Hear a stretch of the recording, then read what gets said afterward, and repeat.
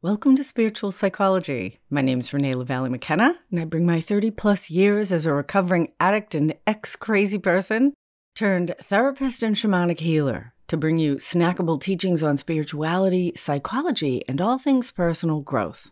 And I want to invite you to what I know is going to be a really special and nourishing, dynamic space to help you on your personal growth path. I'm going to launch my new open door growth community on Patreon, June 9th and 10th, 2024. It's going to be a really compassionate and dynamic space to connect with other like-minded people around the world. I'm going to have all kinds of free content, offering groups, workshops, and lots of opportunities to make genuine connections with others. There'll be both free and paid options, and I'm super excited to actually get to know some of you on a personal basis. So click the link in the show notes to Patreon. It will give you more information. And if it's after June 10th, it'll be live and you can join. And I hope you will, because if you like this podcast, you already have a lot in common with me and many other people. And I'm going to create a space where we can all come together to share and grow, learn and connect in a truly supportive space. And today I want to talk about devotion. And I recently went to a Catholic high school graduation at this beautiful Catholic church in Manhattan. And part of the festivities for the week was a mass for the students. I hadn't been to mass in a really long time. And I really love the ritual of mass, taking communion as an aspect of ingesting divine energy into our body. The sage that clears and sets the space. Candles, imagery of Mary everywhere. Because there's very few places where the divine feminine is so clearly represented. In fact, this particular church, St. Ignatius of Loyola over on the Upper East Side at 83rd and Park in Manhattan, has a very rare aspect of the divine feminine known as the Black Madonna.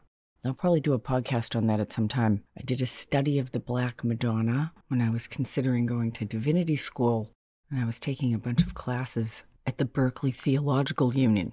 And the Black Madonna is this really beautiful and interesting blending of the imagery of Mary, but she's done in black or very dark stone, which calls the energy of the Earth Mother Gaia, the more primal representations of the divine feminine that predated Christianity. And the Black Madonna can be found in various regions, primarily in Europe and Eastern Europe, although certainly the divine feminine in her black aspects, her darker skinned form, is prevalent throughout Egypt and Africa. And St. Ignatius of Loyola, who's the founder of the Jesuits, had a significant spiritual encounter with the Black Madonna at Montserrat in France that played a really crucial role in his religious transformation. So he was a soldier in the 1500s, and he was severely injured in a battle and had a profound spiritual awakening in his recovery. And after his recovery, he took a pilgrimage to the shrine of Our Lady of Montserrat in Catalonia, famous for its statue of the Black Madonna, known as La Morenetta, the little dark one. It's a really beautiful statue of a smiling Black Mary holding a little happy Jesus. And St. Ignatius spent the night in vigil before this Black Madonna and laid down his sword as a symbol of renunciation of his old life and committed his life to a spiritual path. And as soon as I learned about the Black Madonna years ago, I was instantly fascinated, probably because my own spiritual path is deeply rooted in relationship with the divine feminine. And certainly early on my spiritual path, the idea of the Virgin Mary was actually kind of distasteful to me because I was far from a virgin. But the idea of God as Father also kind of fucked me up because I had a fairly impotent and uninvolved father at different points in my life and a deep mother wound.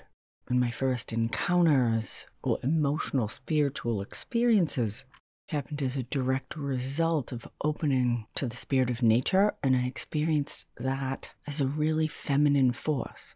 And the idea of the Great Mother, the Earth Goddess, Mary Magdalene as a fallen woman who was healed and re-empowered, those spoke to me very much in my own life experience, what I needed and what I hoped for myself.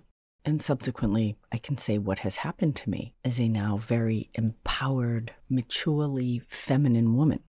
So I was doing some research on this particular Black Madonna statue right after we left the church, and it echoed something that they talked about in the service. Lots of times I don't really listen to the priests. Some of them are good, but the things I like about beautiful churches and services are more how it feels than the words people put with it. But anyway, they did use the word devotion. Devotion to God. And St. Ignatius had his spiritual transformation at the feet of Mary. And his devotion to the divine feminine was a guiding force in his life. And this word devotion is not a word that we use very much. And I think it's a really powerful and important concept and intention. Devotion is a way of being in relationship that's underdeveloped for most of us. Again, it's not even a word that I use very much, so how could it be well developed? And I have come to see life as a series of relationships. Relationship with ourself, relationship with others, relationship with the physical world, and relationship with God or goddess, or the life force as a whole. And when we talk about relationship, most of us think about a romantic relationship. And devotion in a romantic relationship is a deep, committed, loyal connection between partners. It involves commitment, trust, love and affection, support, respect, loyalty, healthy communication, perhaps patience and understanding, working toward common goals and values, and the willingness to make personal sacrifices for the benefit of the partnership or the relationship.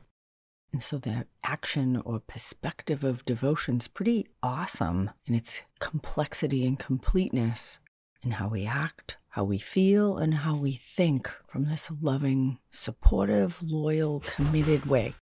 And I know for many of us, when we think about devotion in relationship, we think that we would like to have someone devoted to us. The real work in personal and spiritual growth is to become that which we hope to receive. And that energy of devotion, like the soldier Ignatius demonstrates for us, is a transformative energy. And somewhere over the last century, for most of us, romantic relationship has become the primary source where we hope to give and receive love from a single person. What a horrible burden. And I am deeply nourished and have nothing but value, intimate partnership. But we need to be exchanging love and devotion in multiple areas of our life in order to be healthy, nourished, grounded, and fulfilled. And certainly in the realms of personal growth, self-love is talked about a lot. And how would it be to consider the energy of devotion toward myself?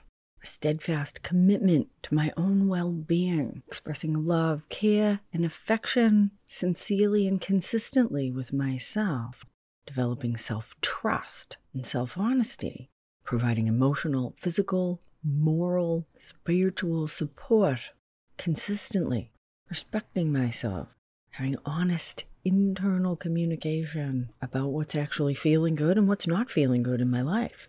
In fact, if you want to make one major change in your life, pay attention to what feels good and what doesn't feel good, and stop doing things that don't feel good and do things that do feel good. Simple, profound, and not easy. So can I generate this love and care that I hope to receive, that may be the result of childhood wounding from parents who also had childhood wounding? And can I cultivate that energy of devotion toward myself? Can I cultivate devotion toward others? Not toward everyone, but toward those relationships worthy of devotion that have earned my love and trust, patience. We're traveling the path together with loyalty and respect, commitment and self-growth.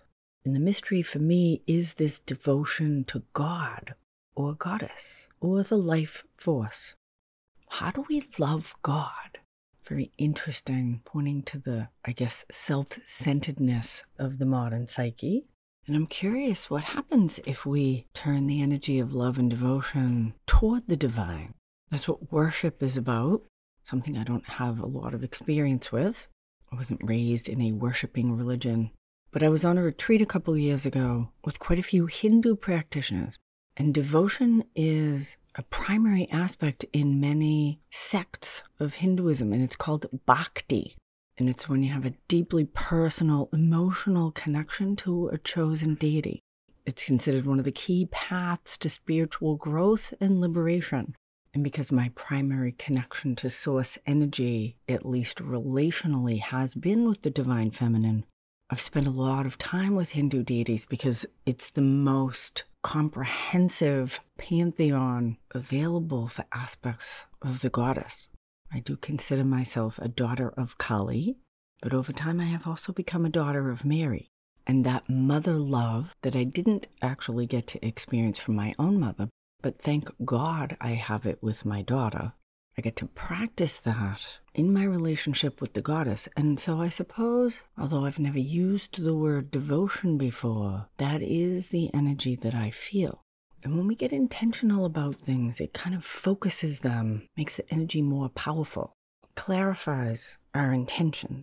And one of the reasons I love to work shamanically is because we're taking aspects of transpersonal and we're personalizing them, allowing God and the goddess to take form through spirit guides, elements of nature, ancestors, and religious figures or angelic beings.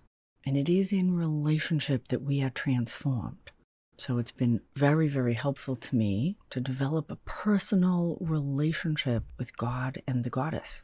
And that could be a friend relationship, a child or parent relationship, or a relationship of the beloved. In many Catholic traditions, nuns consider themselves as marrying Christ.